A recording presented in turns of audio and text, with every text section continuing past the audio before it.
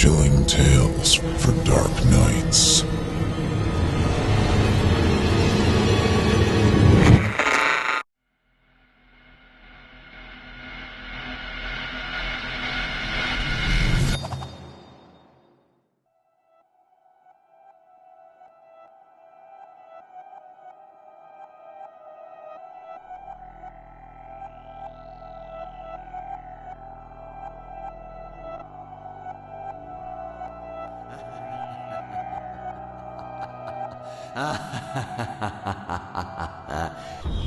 Come one, come all, to our matinee of madness.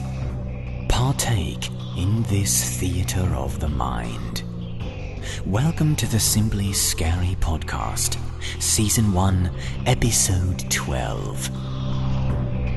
I'm the Crypt Keeper and your Master of Ceremonies, G.M. Danielson.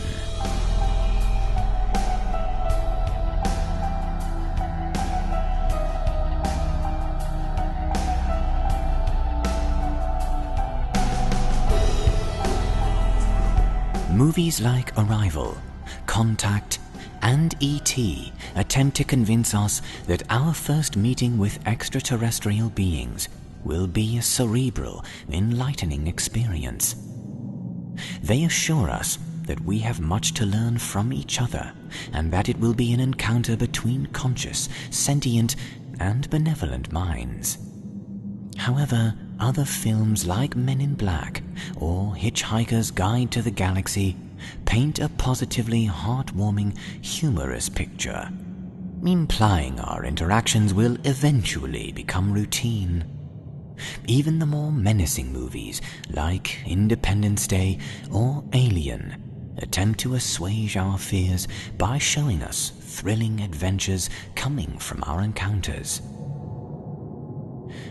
The truth is out there, Agent Scully, and we have that truth. That it will be more a cause for dread when cosmic pilgrims reach our new world shores and emerge from the dark sky. Let's meet the first of our otherworldly horrors from the stars. In this saga, we meet a young couple as they pass the time near their old school. He wants to reminisce, but she has memories that make it unbearable for her to revisit the past. But if she wants to continue her life with him, she will need him to realize the truth and remember it too. Olivia Steele gives full disclosure of author Kelsey Donald's story, Forget Me Not.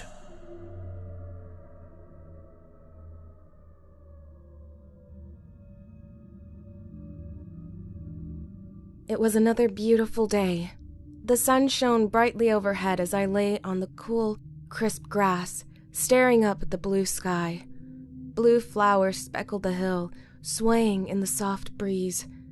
Nothing made me happier than sitting on the hill with Aaron, watching the clouds and the city below. "That one looks like a flower," Aaron said, pointing up at the clouds. "I see a heart and a seashell." "I wondered what the clouds looked like on the day we first kissed," Aaron mused. A flicker. I frowned. "I think it was raining that day." Aaron lazily rolled on his side and faced me. He smiled. "No, Mal. It was beautiful. Heart clouds, star clouds, swirling strings of clouds." He was rambling. I sat up and rubbed my forehead. Flashes. Sounds and pictures. "You're right," I said.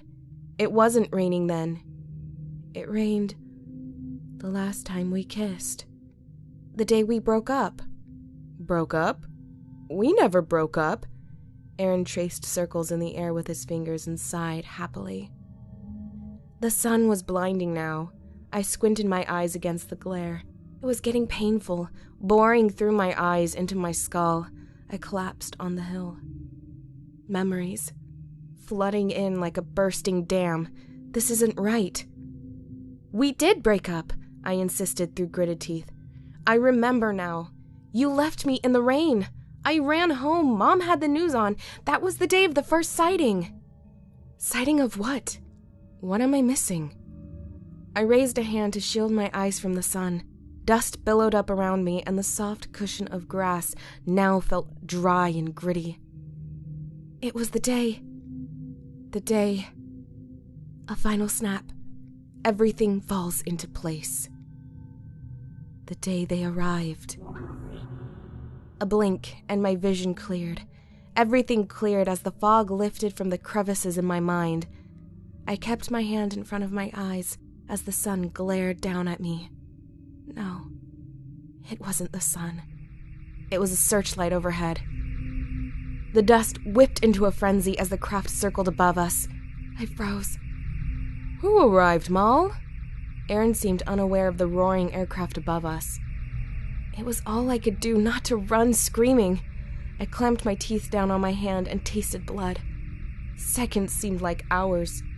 By unbelievable luck, the craft moved on, dipping behind the hill. I unclenched my jaw and rubbed my hand, gasping for breath. Aaron was rambling again.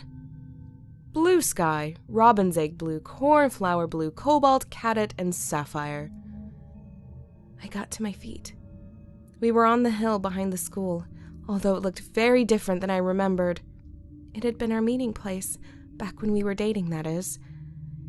Aaron and I were together for most of junior year, until the week before finals. We walked home in the rain, and by the time I reached my front door, we were no longer a couple. I can't say I didn't see it coming, but I was hurt nonetheless. I didn't have time to grieve, however, because that was the night of the first sighting. Ships appeared in the skies in the next state over. We thought it was a prank. Even the newscasters joked about the strange objects. They hovered for the next 2 days as experts flew in to try to identify the crafts. It soon became clear. These ships were not of this world. Then, the next thing we knew, videos of death and destruction were broadcast across the airwaves. Human-sized machines, at least they looked like machines, had deployed from the ships and attacked the cities below. It felt like a bad dream, nothing more. It's easy to ignore a problem when it's only visible on a screen. Plus, I had to study for finals. But then, smoke appeared in the distance. And soon after, the ships arrived overhead. Many fled the city. I thought my family would too, but when I ran home from school, scared and out of breath, I saw that my parents had evacuated without me. I hid in my room as I heard the sounds of artillery in the distance. The last thing I remembered was the loud splintering of wood as my door broke down, and the sharp tick, tick, tick of machinery as it approached my hiding place. Then, blurred images, too weak to be actual memories. I went to school, shopped at the mall, and spent time on the hill with Aaron. Happy memories. Fake memories. The sun was always shining, the neighbors always friendly. Aaron and I were still in love. Any thought of our breakup, our fights, was gone. Now, standing on the hill, I had a good view of the city. I barely recognized it. Buildings lay in ruins and trails of smoke rose in the distance. The nearest building was the school, and I could see a huge chunk of concrete missing from the side of the gymnasium. I coughed, trying to get the acrid taste of smoke out of my lungs. "Sit with me, Mallory," Aaron said. He was still lying face up on the hill. I could see now that the hillside was barren. Almost all traces of its lush green grass were gone. How long had it been since the invasion? Aaron didn't look too great. His clothes were ragged and dirty, and his dark hair was matted. It looked like he'd still been shaving every day, but I cringed as I saw red scratches down his face and neck. I took inventory of myself and realized I wasn't in much better condition. My stomach ached. I probably hadn't been eating well. I rifled through false memories. Every day I went to school, and every day I ate in the cafeteria. There must be food in there. I started down the hill, looking over my shoulder, hoping to see no machines lurking around. I glanced back at Aaron. He was staring at the sky again. I raised my eyes. A reddish haze hung in the air. I almost wish I could see the lovely fall skies again instead of this harsh reality. Aaron whistled a carefree tune, and I bit my lip, wondering if I should really just leave him there. After all, he'd left me first. I sighed. Come on, Aaron. I grabbed his hand and led him down the hill towards the school. The school hallways were dim and smelled of mold. Aaron and I crept past the abandoned classrooms and the rows upon rows of lockers. While I crept, Aaron walked confidently, without a care in the world. "In here," I whispered as we arrived at the cafeteria. The stench was overwhelming. I pushed through the double doors, covering my mouth with the neck of my t-shirt. A swarm of flies hovered around the food bar. Stepping closer, I could see trays full of blackened, slimy food. I wasn't even sure what used to be in those trays. Have I been eating that all this time? Aaron reached out to grab a handful of what might have been peas once. I slapped his hand away. A half-empty rack of potato chips stood in a corner, so I grabbed 2 bags and gave one to Aaron. That would have to hold us over for now. Noises in the hallway. Footsteps. I plastered myself against the wall, trying to motion for Aaron to duck out of sight. No luck. But the footsteps continued down the hall, and I gathered enough courage to peek through the crack in the door. 3 kids, who I recognized as freshmen, strolled past, their footsteps echoing in the empty corridor. They didn't notice me as they happily chattered to one another. One was barefoot, with infected blisters covering her feet. Another's left arm was covered in scorch marks, the singed fabric of his shirt sticking to the burned flesh. The 3 students turned into an empty classroom, and I took that opportunity to exit the cafeteria, with Aaron in tow. As we passed the gym, I heard more sounds. The door was propped open, and inside I saw my old gym teacher, Mrs. Miller. She was holding what looked like a rotten melon, and I watched in fascinated horror as she stood before the basketball hoop, aimed her shot, and threw. The melon splattered against the backboard, sending putrid clumps of fruit and seeds spraying across the room. Mrs. Miller looked to her left, then her right, and clapped enthusiastically. "Good pass, Mike," she said, to no one in particular. Then she met my eyes. I ducked out of sight and darted toward the exit as I heard her voice echo behind me. "You're just in time. We're picking teams." Aaron caught up to me and reached for my hand as I swung the front doors open, stepping out into the red, hazy world. I brushed his hand away. I should ditch him, I thought. But I couldn't bring myself to send this sad, brainwashed ex of mine away. Call me sentimental, if you will. A can clattered to the floor, and I willed myself not to panic. We were in a small grocery store on Lexington, stocking up on supplies. I didn't have much of a plan yet, but I figured we might as well gather enough food to leave the city. There were machines still patrolling the streets. I'd seen 3 on our way here. Luckily, I'd been able to hide each time, pulling Aaron along with me. I didn't know how long my luck would hold out. I picked up the can and glanced around. No one seemed to notice the clamor, although there were at least 5 brainwashed people roaming the store. It creeped me out.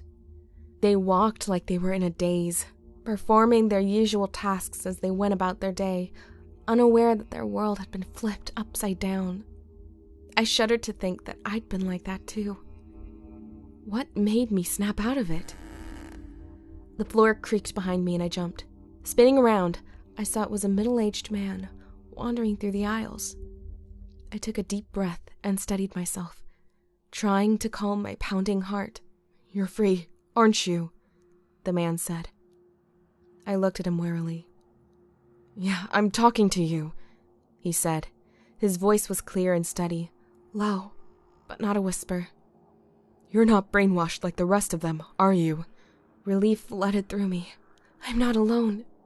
For the first time since I woke up on the hill, my face broke into a smile. Yes! I thought it was just me, I whispered. Must have just snapped out of it, have you? Before I could answer, he continued. You couldn't have lasted this long otherwise. The way you're acting. What do you mean? Sneaking around, jumping at every sound. You stand out like a sore thumb. You need to blend in with the brain cases, or they'll catch you and turn you back into one. Keeps you from fighting back. I nodded. He seemed to know what he was talking about. Are there more of you? A few. Some, like me, have been free since the beginning. They never got to us. Others, like you, snap out of it after a while. How? I'm not even sure what made me come to. To be honest, we're not quite sure. Some think a memory slips through the cracks, one that clashes with the bright, happy world you're trapped in. And some think it's completely random. I thought about that for a minute. I'd been entertaining dreams of finding my friends and family, depending on if I forgave my parents for abandoning me, and freeing them from this illusion. I at least had to save Aaron. I couldn't keep dragging him around with me. But if it was random, what chance did I have of saving them? I want to come with you, I said to the man. That should be my first step, finding others like me. Others who could help me. Aaron rounded the corner. He was holding a box of cereal and a beach umbrella. I'm ready, Moll, he said. The man pointed at Aaron. Is that brain case with you? Yeah. No, the man said, shaking his head. If you want to come back with me, you have to ditch your friend here. He'll compromise our position. He's not my friend, I said. I sighed and shook my head. But I can't leave him here. The man tugged at his thinning hair. Sorry, kid. Wish I could help. He started making his way to the door. I wanted to run after him, and I looked back and forth from Aaron to the man. Wait. The man turned around at the door. He pursed his lips as if he were making a difficult decision. I'll tell you what, he said. Meet me at the clock tower on Oak and 5th tomorrow. 3 o'clock in the afternoon, exactly. No brain cases or no deal. Thank you, I whispered. He gave me an encouraging smile. I believe that you can break people out of the spell. You just have to try hard enough. The door tinkled as the man exited the store. My mind raced. Save Aaron. Meet at the clock tower. Don't get caught. All right, Aaron, I said with new determination. We have work to do.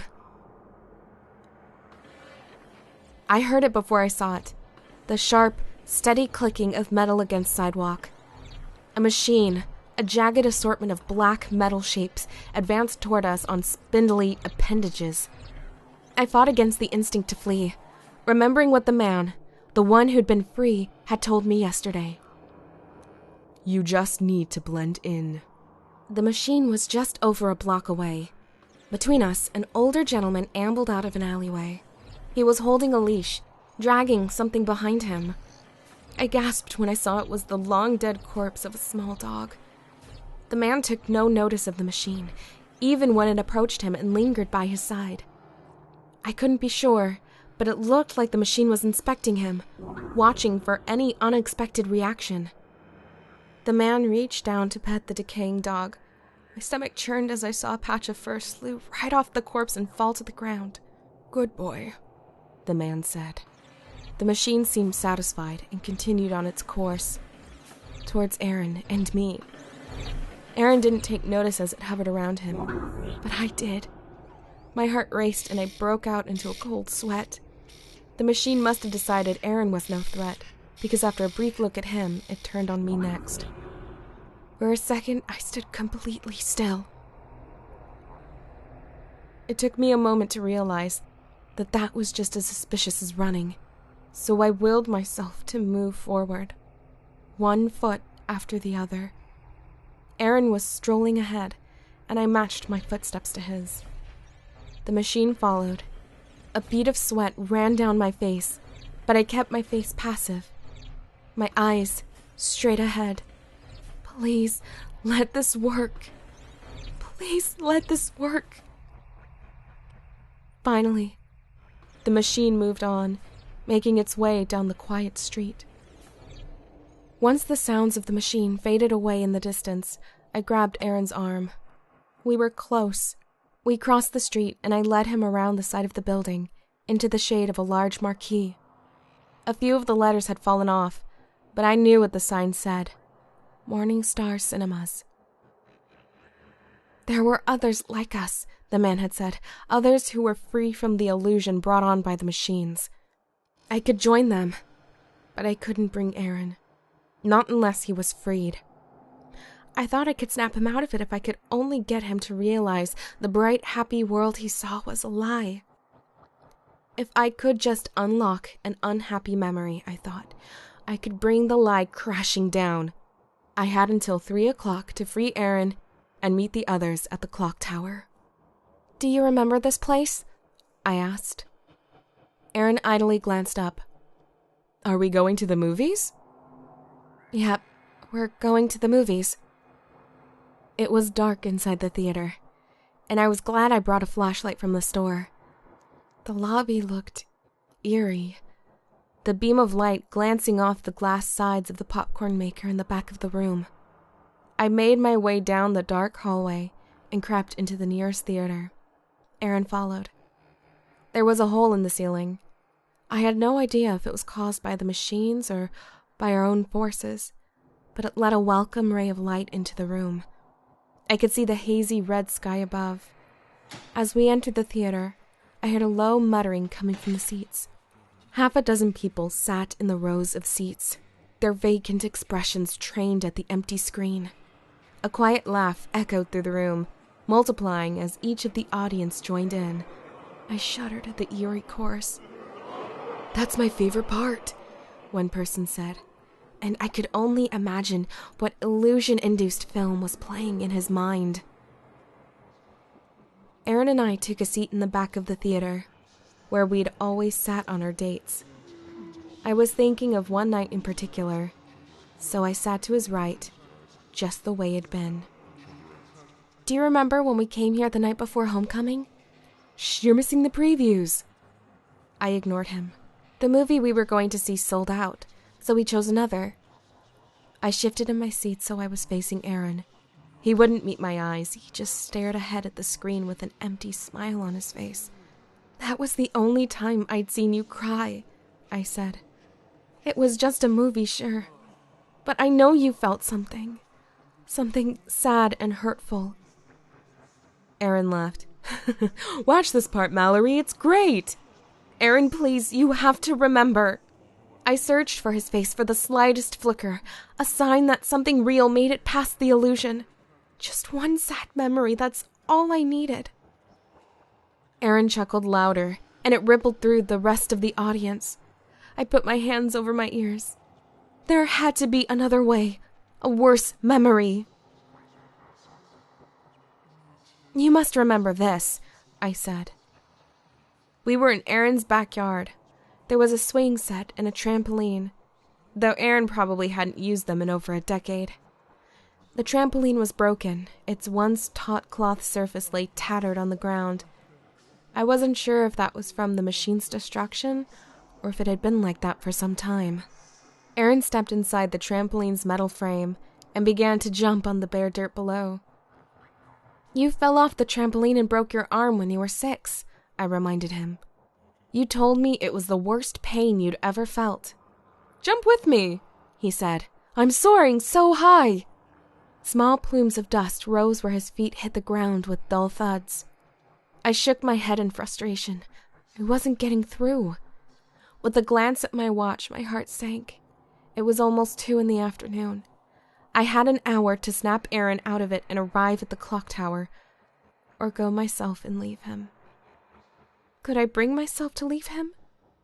It was a wonder any of us had survived so long in this state of childlike wonder. I didn't have faith he'd last much longer. There was one memory I'd been avoiding. Maybe because it was much worse for me than Aaron. For all I knew, it was a happy memory for him. But I was out of time. I had to try.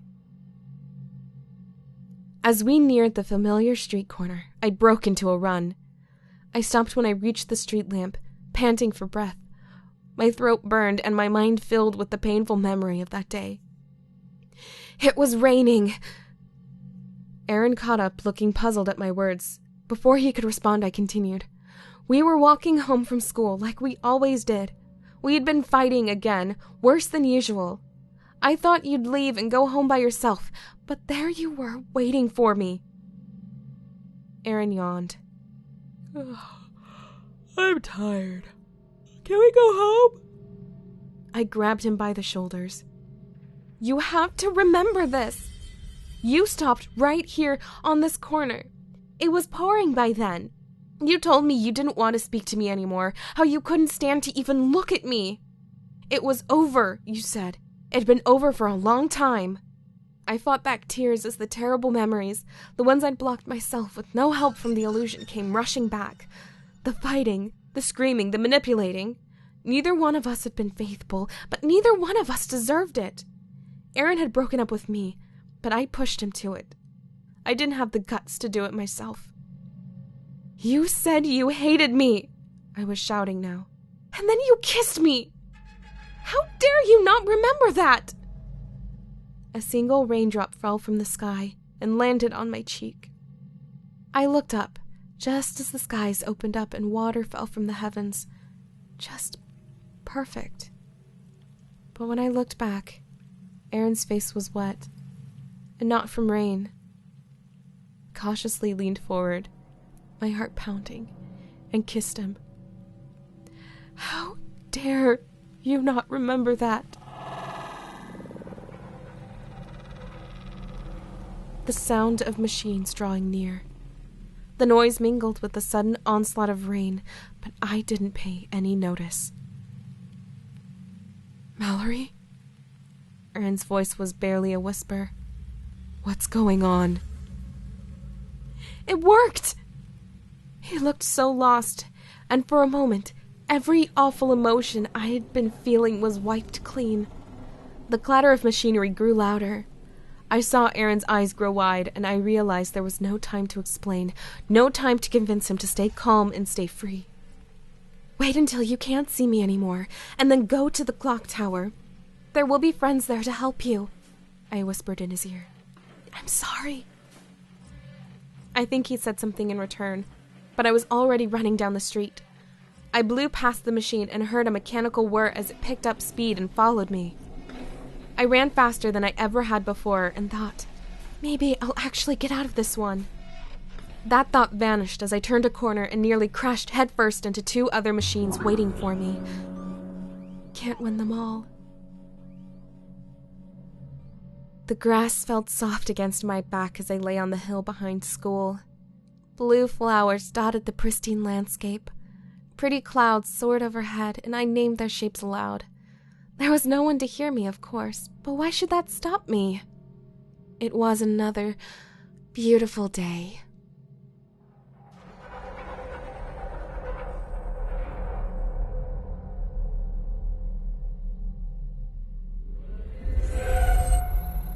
Most of us can relate to a feeling of uncertainty as to whether or not the world around us is real. If you learn the truth, though, it may be best to continue on as if everything were normal, or the eponymous they may come for you as well. Hey, GM, this just came in over the wire.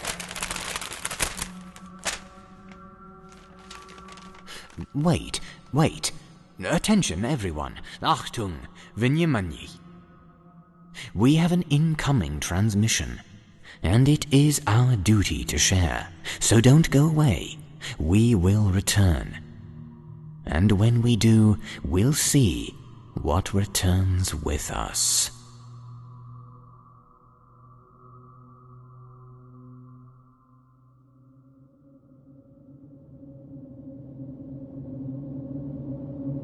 Go to simplyscarypodcast.com Click on the About tab at the top of the page, and you'll get all the information you need to know about all the talents here on the Simply Scary podcast.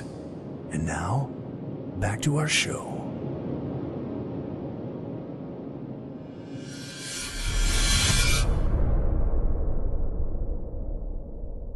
Greetings in over 4 million forms of communication. Now that the salutations are done, it is time for us to share a tale they would rather you not hear. Oh, really? Now you know perfectly well who they are. In our final story, a Russian space mission is in extreme danger, and the consequences will extend far beyond the crew of the shuttle. This unfortunate turn will also reach the locals around the deepest freshwater lake in the world, Lake Baikal. Coincidentally, a scientific expedition comes to explore the lake, and our intrepid experts do what scientists seem to do best: go exploring without any idea of what horrors await them. Executive producer of the Simply Scary podcast, zombie crypt keeper and man of 1,000 voices, Jesse Cornett, performs Tom Farr's Space.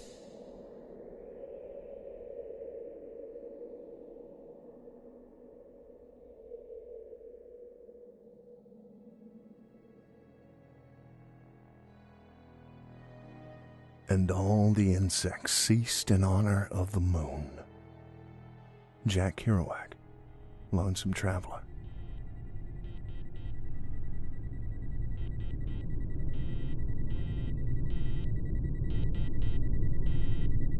The trajectory's too high, too wide. Everything's gone wrong, and then some.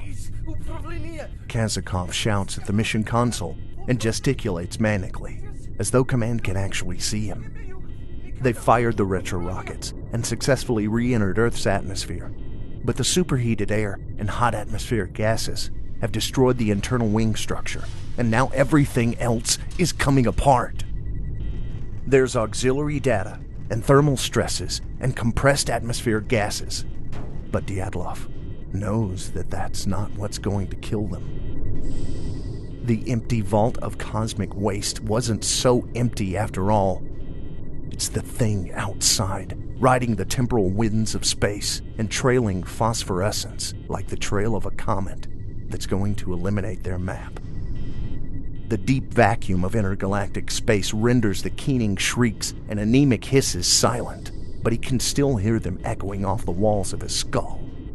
He shudders at the thought of whatever dark abyssal womb could have birthed such an eldritch horror as the thing that's tearing at the mid-fuselage and clawing at the side hatch. There's a sickly flash of bluish purple at the overhead windows, and even though he can't hear them, he can feel the dozens of sharp, chitinous limbs tap, tap, tapping on the roof. Something bumps against the side of his head. It's Kazakov's graduation photo, and the kid looks even younger than he does now, except that in the photograph, Kazakov's hair is cropped, and there isn't a hint of a beard in sight. Beyond the curved windows of the crew compartment, all of the Earth is a toy. A lonely globe, half-shaded in a library window.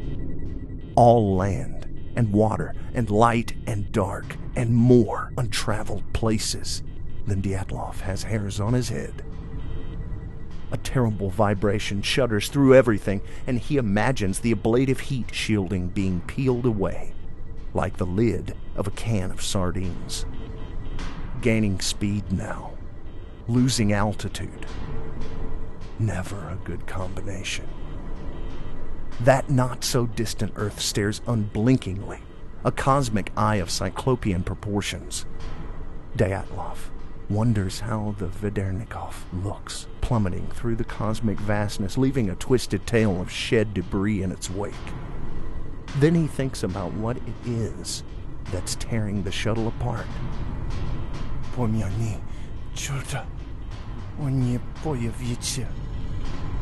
He glimpses something at the starboard window that's broad and flat and segmented and could be a head, except there's no eyes and no mouth and no antenna. Just rigid arrangements of jagged mandibles, glistening the color of rotten teeth. Then it's gone, and the 1.3-inch thick optical pane of fused aluminum silica glass is spider-webbed with cracks. Kazakov has abandoned the mission console and is struggling into his extravehicular mobility unit spacesuit. It incorporates a built-in life support system in the backpack which won't save him from burning up or being torn apart. They won't make it. But there's another way, a quicker way. Dyatlov unfolds the stock of the triple-barreled survival gun, the same model that's been on board every Soviet spacecraft in history. It's loaded with rifle bullets. Dyatlov calls to Kazakov, and when the younger man turns with one leg still hanging out of his spacesuit, he shoots him in the forehead. Dyatlov's teeth clack off the gun's cold metal barrel as he jams it against the roof of his mouth. He wraps his left hand around the stock and one finger of his right hand around the trigger. He can taste gun oil dripping behind his tongue. It's the only way. His eyes find the thing looming in the starboard window. Its segmented coils glisten the bluish gray of a man's intestines. He was wrong. There is a mouth. Dyatlov's finger squeezes the trigger at the exact moment two huge segmented forcipules tear through the Vedernikov, and the ravenous dark rushes inside. The water was black and choppy and slapped and sloshed against the side of the tiny wooden rowboat. The boy gripped the slippery wood as the old man bent his crooked spine to the oars. The last flickering of the waning sunset skirted a troubled sky. Dark panes of glass glinted along the shoreline, painted boards warped and weathered and bathed in dusky gray half-light. The boy trailed his hand in the rowboat's chilly wake, but didn't leave the hand in the black water for all too long.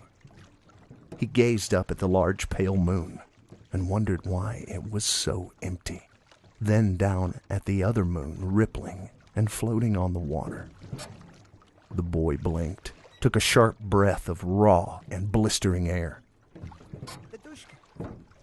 He leaned over and tugged at one of the old man's sleeves.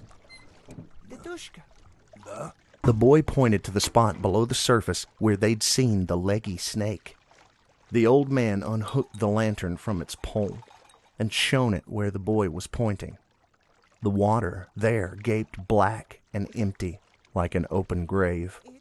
Quickly, the boy explained what it was that he'd seen.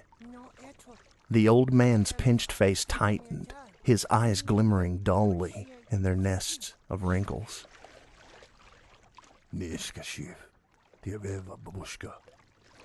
He said, and hooked the lantern back on its pole and returned to the oars.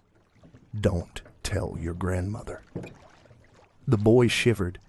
He knew that the shiny metal in the lake helped to put food on the table, and he was grateful to God for sending it.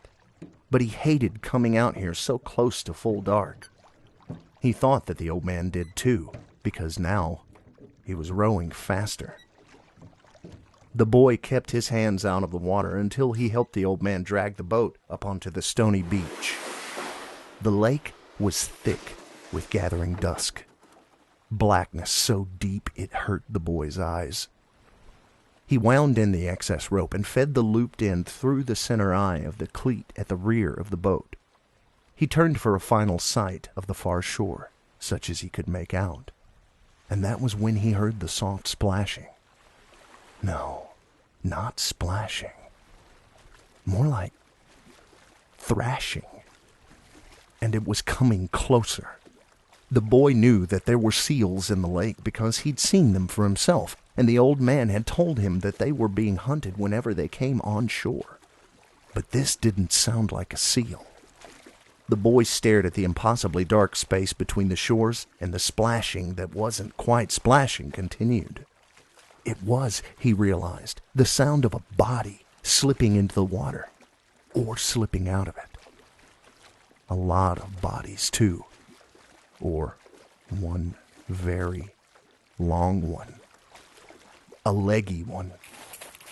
When the stones off to his right began to skitter and tinkle and whisper over one another, the boy's whole body went cold, and then he was off up the shore at a dead run, away from whatever was moving by the water, away from the splashing and the scuttling and the stealthy tap-tap-tapping of what sounded like hundreds of tiny hammers chipping away at the dark.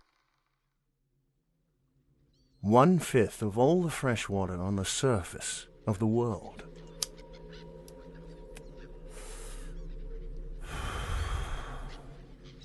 Hal lighted another cigarette. No way. No way. Truth. 5,500 cubic miles of unfrozen fresh water. Big rivers and small rivers and streams and estuaries and tributaries and glaciated headwater. More than 300 finish up right here. Brandy looked out across the wind-roiled water. An endless black abyss, rising and falling and swelling as though it were the maw of some great beast, chewing and chewing and just about ready to spit something out. The sheer pressure of the water contained within the colossal structural hollow formed by the surrounding mountains was in itself almost utterly overwhelming. Oldest freshwater lake on Earth, Hal continued, casting his gaze over the water. Deepest, too. But don't ask me how deep, because I don't know. Maybe nobody knows. Subaqueous in the extreme. Exactly.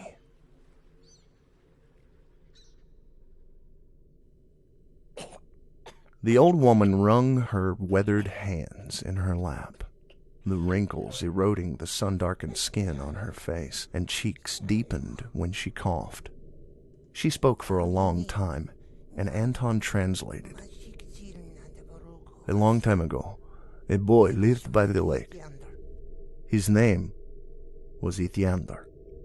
Anton frowned, puzzled. I think that's how it's pronounced in your English.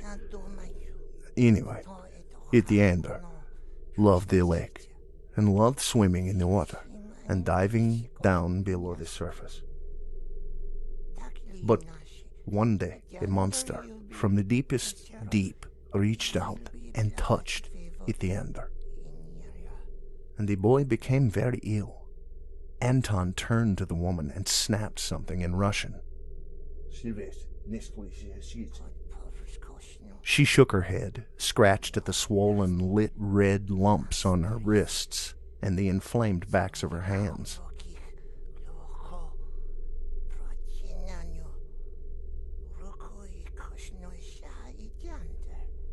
Anton continued. To save the boy's life, his father instructed the hospital to replace young Ityander's lungs with the gills of a shark. But as the seasons withered and died, Ityander became less and less comfortable on land, until eventually he went to live in the lake. He watches over fishermen, because his father was one. It keeps them safe from storms and monsters and such. Brandy laughed and shook her head and said, Even in your folklore, the men are sexist jackasses. Hal laughed at that. And Anton bellowed like an ox, and the old woman cackled right along with them. Hal thanked her, and Brandy thanked her, and then Anton shooed her away inside, and they advanced down the old porch's creaky wooden steps. Brandy stopped and turned her gaze up as the three of them made their way down the rutted, unpaved road. Like a grubby pane of glass, the sky was gray, and so were the rain clouds. She snuggled deeper into her yellow and orange ski parka and hurried to catch up to where Hal and Anton were leaving the road. They approached an old and dilapidated one-story building, yellow-colored, wood-stained with blotches of reddish-brown, all warped angular plank and corroded shingle. Wooden crates stacked against a slouching porch, everything speckled with parasitic fungal patches, the color of half-picked scabs, and maculated by slime-green lake scum. At the rear of the building, a crumbling brick dependency that could once have been an outhouse or a tool shed. They advanced upon the porch. Brandy fumbled the first couple of steps, slick and skewed as they were. The mildewed wood sighed and creaked. The air in the porch was thick, fusty and foul and fly-blown as an old dead dog bloating in a waterlogged basement. There was no door, only a rectangle of blackness yawning like a lidless coffin. Hal fiddled with the camera. Anton was muttering in Russian and worrying at a vile heap of filthy rags piled in one corner. There were more crates on the porch, primary-colored plastic, old and faded, stacked 2 and 3 high, and each crate holding 6 glass canning jars, 2 rows of 3. The jars were the type with squat, round bodies and screw-top lids, and looked surprisingly clean, incongruent with the otherwise abominable filth. What looked to be strands of kelp or weed bellowed in the tea-colored water that filled each jar to the brim. Curious, Brandy reached out one hand towards the closest crate. Nie prikasiec, kenjemio. The voice was wet and phlegmy, the accent heavy. In the corner of the porch, the heap of rags stirred, and a face the color of curdled milk made itself known amongst the vile swaddling. Hal and Anton were both staring at her. Hal looked worried. Anton, amused. Had she screamed? The man in rags suddenly doubled over, racked by a rattling fit of coughing. Wet, ragged, like water on the lung. Anton made the introductions while Hal poked all about the porch, and Brandy fumbled a notepad from her rucksack. The biro pen tucked in the black spiral binding wouldn't write, and the next one was red. She hated writing in red, so she put the pen and the notebook back in her bag and took out her digital voice recorder. Ready. Want me to record too? No, it's okay. Okay. When they were finished, Anton wheeled the old man inside. The chair's wheels looked as though they had come from a dog cart, and the spokes were rusted, and the whole thing creaked and groaned as it rolled over the threshold. Brandy and Hal exchanged uneasy glances and turned to regard the crates and the jars. I didn't notice the legs before, Brandy whispered.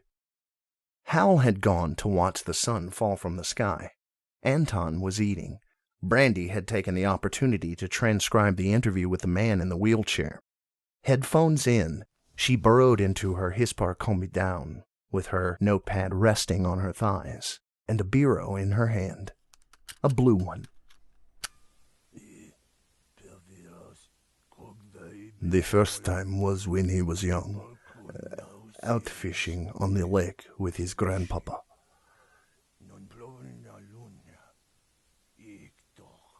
He says it was swimming in the moon and that it was longer than a mountain. It moved like a snake, but it had 1,000 legs.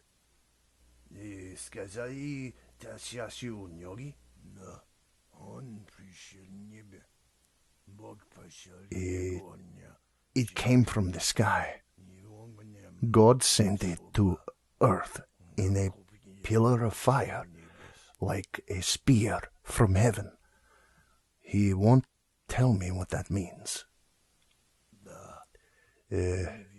He saw it next that summer, swimming in the lake. Smooth bluish gray coils, the color of ice under a cloudy sky.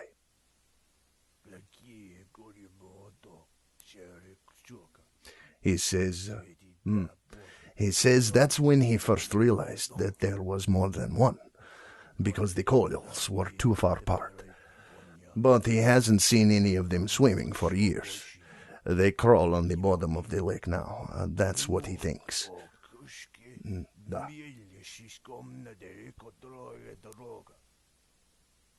They crawl in the deepest deep.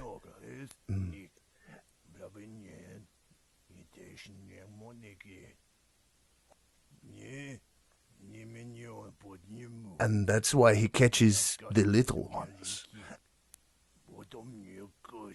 Because he knows what happens when they get big. The lake lay sullen and secular as a stained glass window painted black. The sun had almost completely slipped behind the jagged peaks of the distant mountains, and only faint splinters of light remained.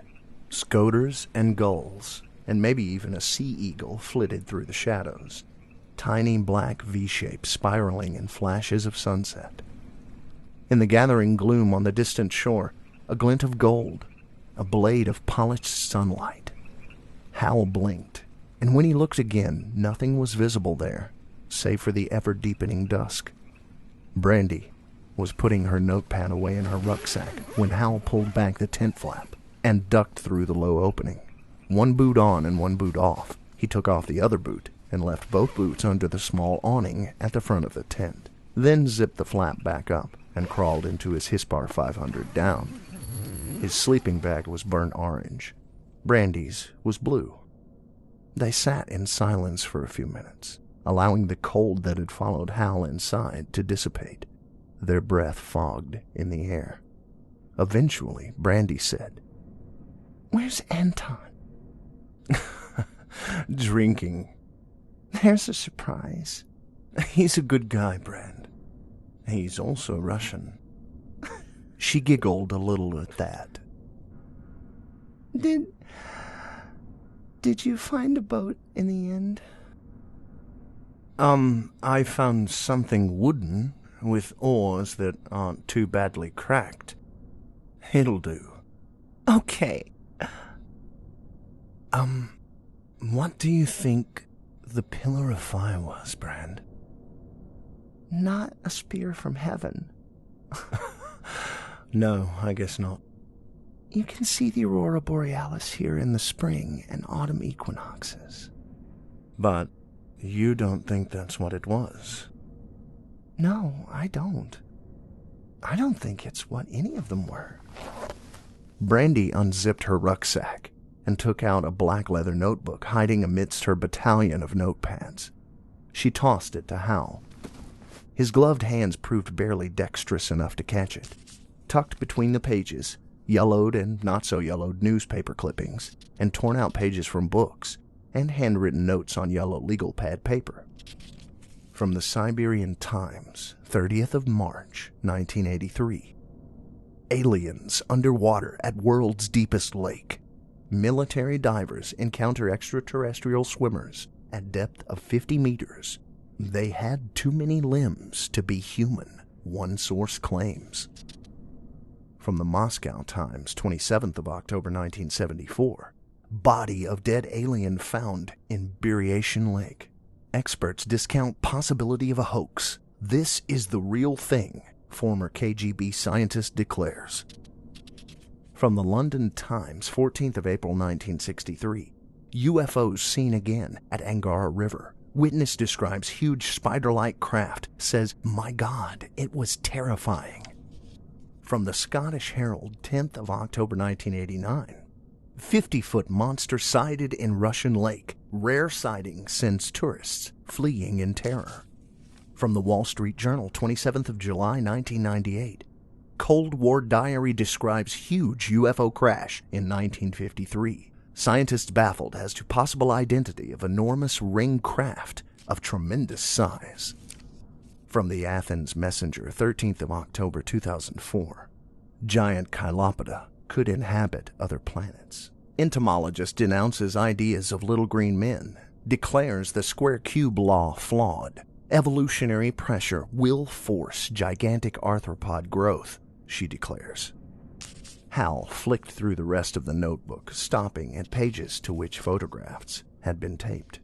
A grainy black and white enlarged photo of a disc-shaped object against a hazy patch of sky. A glossy and inexpensive-looking color Polaroid of what could be a terribly thin chimpanzee loping between trees. A pinkish smudge of hand framing a sleek gray shape blurring across a roiling body of water. A claustrophobically pitch-black Polaroid with a flashlit foreground. In one corner of the box-like space, a pale, chalky yellow face with strange pebbled skin and huge, expressionless, almond-shaped eyes, black as the Polaroid's background. This last image unnerved Hal more than he cared to admit. The vague rumor of a night-blackened window and a landscape of bedroom furniture in the background conjured, well, extremely unpleasant notions of where the photograph had been taken, and he closed the notebook and tossed it back to Brandy. So you're really into all this, huh? And here was me thinking this was all just a good excuse to blow scholarship money and explore the frozen tundra with the UK's most handsome indie filmmaker. Brandy shook her head. There's something out there, Hal. I just know there is. The truth is out there, Scully. You're hilarious. I'm going to sleep. You should too. You've got a lot of rowing to do tomorrow. Good night. Rowing. Brilliant. Something woke Hal in the early hours. A noise? He held his breath until he could hear the blood squeaking through his head. But the night held its breath too, and remained treacherously silent. Hal let out a soundless sigh and stared at the nylon wall, listening to the soft, even exhalations of Brandy's sleep. She seemed impossibly distant now in the pit-dark tent. He had almost drifted back off to sleep when he heard it, a faint scuffling somewhere beyond the tent flap. He froze, trapped his breath. Muffled sobs, stones crunching underfoot, splashing that didn't quite sound right, somehow. Then, silence. When Brandy woke the next morning, the membranous nylon roof of the tent was aglow with the weak light of dawn. Everything was cold, and the tent flap was half unzipped. Hal's boots were gone from beneath the awning, but she could hear his voice somewhere, almost out of earshot, like a radio left on in a distant room of a large and empty house. The glow of dawn had fled the sky, and rain clouds were rolling in above the distant mountains when she finally emerged from the tent. Tiny droplets of water pinpricked her exposed face and the backs of her hands. She pulled on her gloves as she walked down the rough strip of scrub to the stony shore, where Hal and Anton stood beside a narrow spine of rock that jutted out into the lake. The trailing end of her scarf snapped in the wind, and her hair billowed out behind her as a sudden gust of wind blasted across the flat surface of the lake. All in all, the weather seemed as nervous as she was. Good Lord, Brandy said when she reached the two men. Somebody had a rough night. Anton was the pallor of a corpse, except for an angry red cyst-like swelling just below his left eye. He tried to speak, but was interrupted by a fit of violent coughing that caused his whole body to jerk and shudder. I'm sorry. I'm so sorry.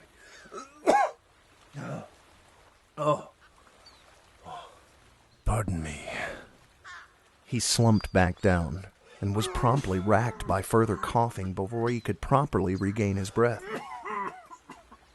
His breathing was sodden and ragged, as though each exhalation was being forced through a sheet of humectant tissue paper. Nearby, a wooden rowboat that looked about as seaworthy as a bucket perforated with holes was tethered to a pole driven into the shale. Hal was scowling furiously at the bobbling vessel, his features dark. Anton, Brandy said, turning to the Russian. Is this, well, safe? Anton sharpened up and lifted his gaze. His eyes were alarmingly bloodshot. It will do for two, he said. I will hike the western shore. He pointed to a distant stretch of shoreline. And signal you when I arrive. There is something there you will need to see. And what's that? Wondered Hal. Anton shook his head. I will signal from western shore, he repeated, kneading his eyes with the heels of his palms. The back of one hand was swollen and inflamed, Brandy noticed. She watched him get up and march away straight-backed along the stony shore, pausing only to stand doubled over with his hands on his knees, coughing uncontrollably. Hal had been scrutinizing the rowboat, but now he was staring somewhere over her left shoulder. She turned her head, following his line of sight to the squalid skyline of plank and shingle following the curve of the lake. A knot of ragged figures had gathered at the mouth of the rutted trail leading down to the shore. Hal raised a hand, but the figures remained motionless. Well, good luck to you too, then, he murmured, turning back to the boat. He stretched his arms and sighed. Let's get on with this, shall we? The lake was like a mirror painted black. Brief reflections of sunlight were still obtainable, but were almost immediately occulted by the watery shadows. Vague shapes moved slowly beneath the ebon surface, amorphous apparitions that seemed to drift closer and closer to the boat, until the rhythmic slap of an oar shattered the surface and sent them scurrying for the depths. Luciferian witches, Hal recalled reading once, used plates of glass painted black to communicate with spirits and shades, and to encourage demonic possession. He glanced back at Brandy, who had removed one glove to trail her hand in the water. Oldest freshwater lake on Earth. Deepest, too. A true primordial abyss. He bent his back to the oars, half expecting at any moment for the water to bulge and swell, to disgorge some colossal cephalopodic creature with huge bulging eyes and great whipping tentacles. Some eldritch horror of a true Lovecraftian bent. So, it was understandable when something slapped wetly against his shoulder that Hal lurched forward and almost capsized the boat. Jumpy? Brandy grinned, drying her hands on her jeans. Look, over there. Hal choked his galloping heart back down into his chest and looked around. A flash of gold, like sunlight reflecting off a stream. There again, a spiderweb glint of light between a pair of pale dead trees. Hal veered the boat towards the flint-gray scimitar of shore, rowing until the transom grated on the stone. Careful! Brandy cried. Hal ignored her. When she got out, he dragged the boat right up onto the shore, as there was no decent tether. Anton wasn't there. The trees were like ghosts, twisted and gnarled, and dead and gray. Dry, clattering branches raking a troubled sky, shedding handfuls of fiery leaves. Anton! Anton! You there, mate? Nothing. Hal turned to Brandy, exasperated. I don't know, she said. I don't... There! Hal snapped his head around so quickly that pain lanced down his neck. He caught a flash of gold out of the corner of his eye. What's he playing at? Anton! I guess he wants us to go in there. Brandy's teeth worried at her bottom lip. I'm not sure about this, Hal. What if it's not Anton? Of course it's him, Hal snapped. Then, seeing the flash of hurt on Brandy's face, he said, Whatever happened to playing a hunch, Scully? She chuckled. Oh, God. I guess you're right. Of course I am. He's just trying it on. Hal shook his head, sighed. Bloody Russian sense of humor. Before they started out into the woods, Hal spared a final glance back over his shoulder at the rock-ribbed shoreline snaking away into the distance, at the blustery water slapping the stones. The far shore was shrouded in mist, the black water unending, a successory sheet of jagged motion. They were deep in the woods, Hal leading, Brandy following, before he started to notice things. Damaged tree trunks, deep gouges, and splintered wood. Huge, smooth troughs cut through the upheaved soil, flanked on either side by strange foot-wide diagonal marks in the ground. Things. The air was thick with a bitter almond-like scent, a smell like cherry laurel, a smell like cyanide. The stillness was solemn and soundless, the atmosphere of wrongness almost palpable. A flash of white caught his periphery, concurrent with a barely audible rustling, like crumpled newspaper or someone climbing a ladder while wearing blue paper overalls. A sharp hiss, and then a muffled thud. Hal froze. Bran? Suddenly, he felt very, very cold. He didn't turn around, and there was no reply. Anton? Nothing. A slow, sodden step towards him. Another. Thud. Thud. Thud.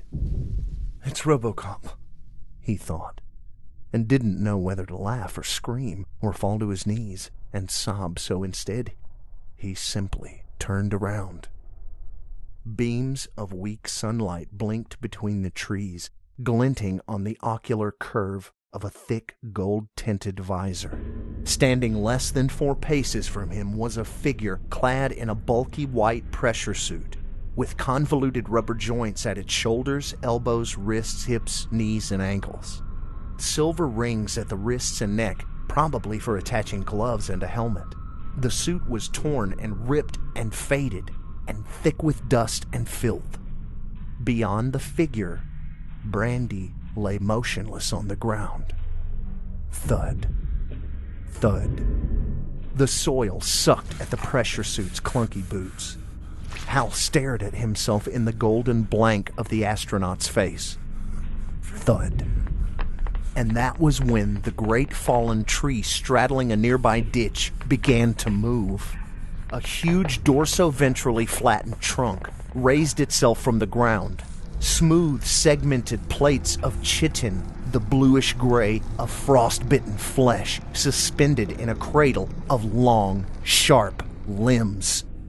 Hundreds of them. Thousands. Legs creaking. The endless, segmented monstrosity turned and lifted its broad, flat head, clacking its huge forcipules with a sound like sledgehammers striking concrete. Giant kilopoda. Evolutionary pressure. Thud. The helmet's smooth golden curvature filled Hal's vision. His body was stone, his legs taken root in the soil. The smell of almonds and cherries and sickly sweet death choked his lungs. His breath fogged the visor's surface. Then, the astronaut raised the visor, and Hal was screaming. Unable to move even his little finger, but screaming so loudly he could feel the muscles in his throat tearing.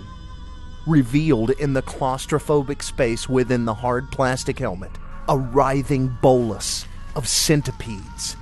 Thousands of rigid sub-cylindrical shapes moving lazily, burrowing amongst one another, hinged bodies dry and creaking and twisting in the dusty light. Hal wheeled himself backwards, but before his body could even contemplate motion, the decaying palm of a molded, rubberized glove had closed about his jaw. The astronaut that was no longer an astronaut leaned in close. Desiccated skin, clung like tattered rags to the vague suggestion of a skull long since hollowed out by 1,000 burrowing centipedes. The gloved hand used its thumb and forefinger to force Hal's jaw open wide like a dog taking a pill. Only he wasn't a dog, and the sinuous form detaching itself from the sluggish mass of Chilopoda and slithering into his gaping mouth was not a pill. Crawling. He could feel it crawling down his throat, feel his throat bulge with the centipede's chitinous rigidity. Razor-sharp legs pinpricked the roof of his mouth as the Chilopoda burrowed up into the fleshy softness there. Agony. Indescribable agony. The world blurred, sheeted in red. The invertebrate's forcipules flailed somewhere behind his eyes as it burrowed up into his skull. The Chilopoda uncoiled its body, and he howled and vomited and shook as those cruel, barbed legs began to scrape at the bone of his skull.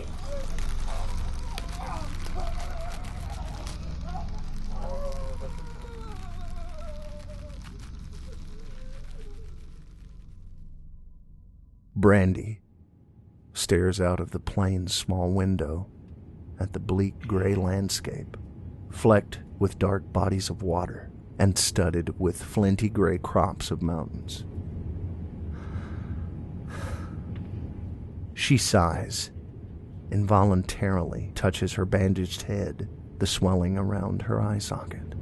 She's lucky that the 3 seal hunters found her when they did. There's no telling what Hal and Anton would have done otherwise. The sick sensation of betrayal runs bone deep and hurts more than anything.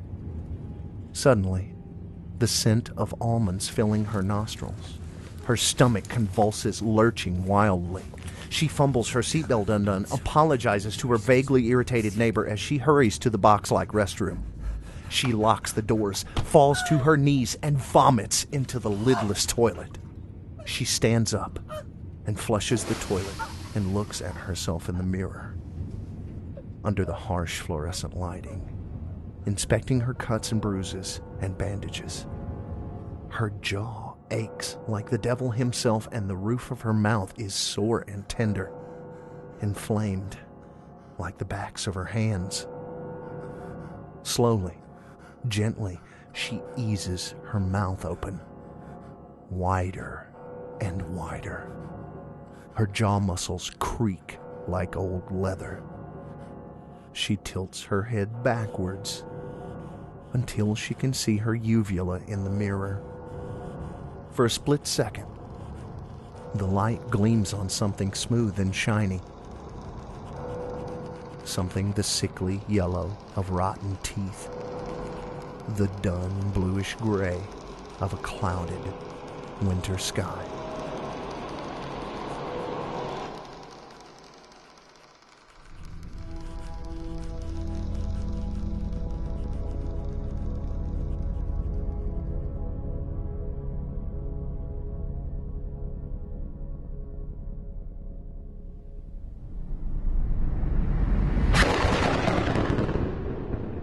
Das Vidania, brave explorers. For our unfortunate scholars, there were forces out there which hunted the most capable humans with ease. As above, so below. But now it is time for our final short break before we fill you in on the latest news in the world of the Simply Scary podcast and our affiliates.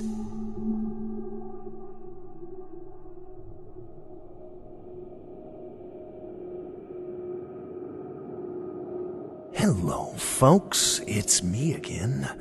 I just thought I'd give you a quick tip and let you know to hit that subscribe button below, because if you do, that'll give you all the updates on all our posts and any upcoming information that might be coming out from Chilling Tales for Dark Nights and the Simply Scary podcast. So subscribe and get the updates. And now back to our show.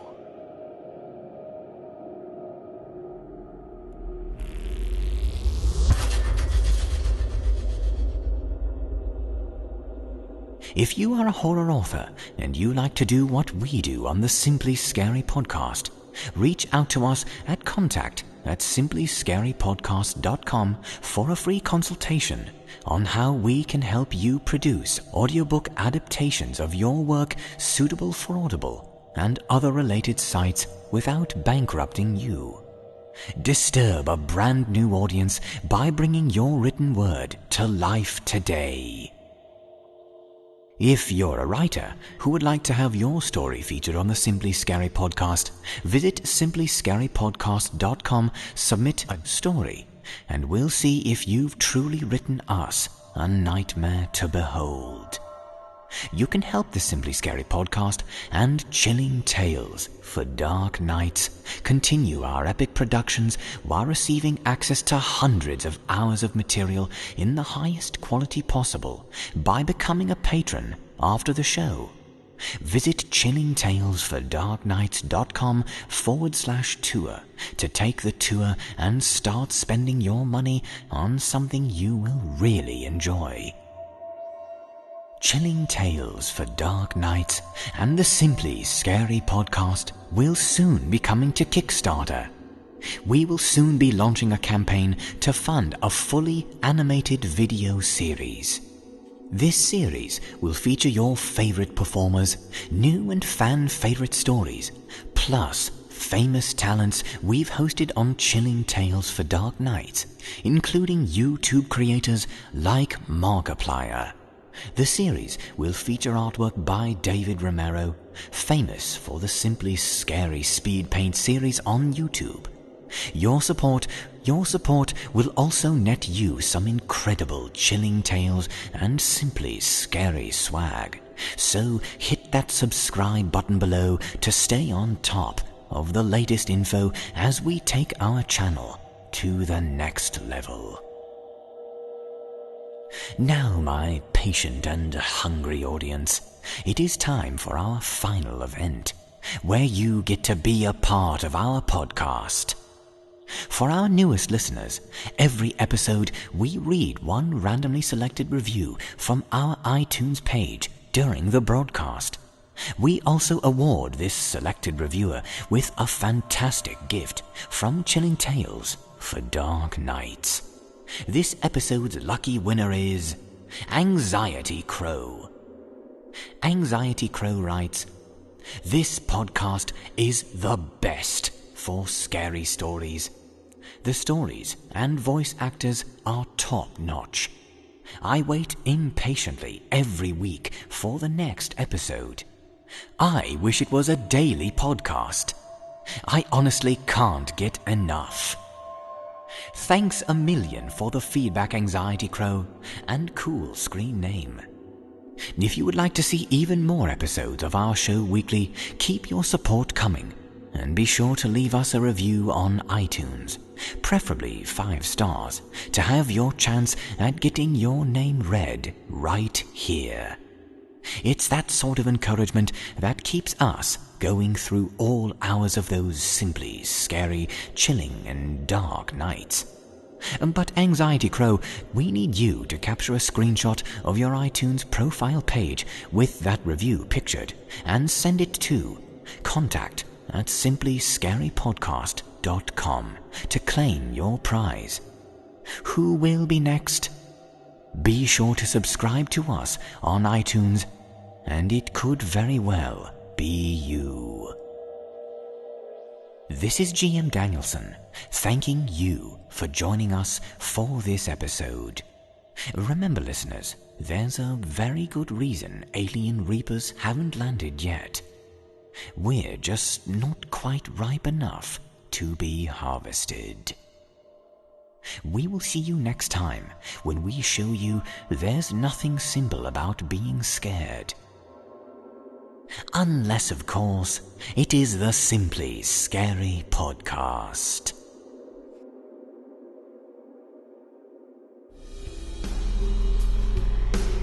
This is executive producer Jesse Cornett. If you like what you hear, be sure to check out more from these authors at simplyscarypodcast.com. There you can find all information regarding the show and the stories appearing here in our podcast. The Simply Scary podcast is a production of Chilling Entertainment. The Showcase is written by Jesse Cornett and Dustin Kosky, and produced by Jesse Cornett. The host of the Simply Scary podcast is G.M. Danielson. Original music during the show by Jesse Cornett. This broadcast was directed and created by Craig Groshek. Be sure to look for the Simply Scary podcast on iTunes. And if you like the show, leave us a 5-star review. Comments or questions? Email us at contact@simplyscarypodcast.com and check our website for more information. While you're there, consider clicking on the patrons link at the top of the page to help support our show. Copyright Chilling Entertainment LLC 2016. Thanks for listening.